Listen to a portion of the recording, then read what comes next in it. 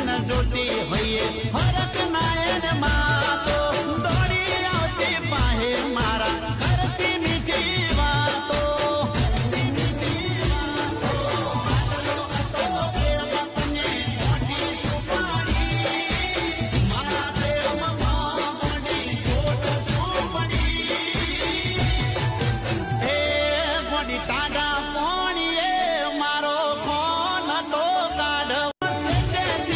જોતી હોઈએ હરક નાયન માં તો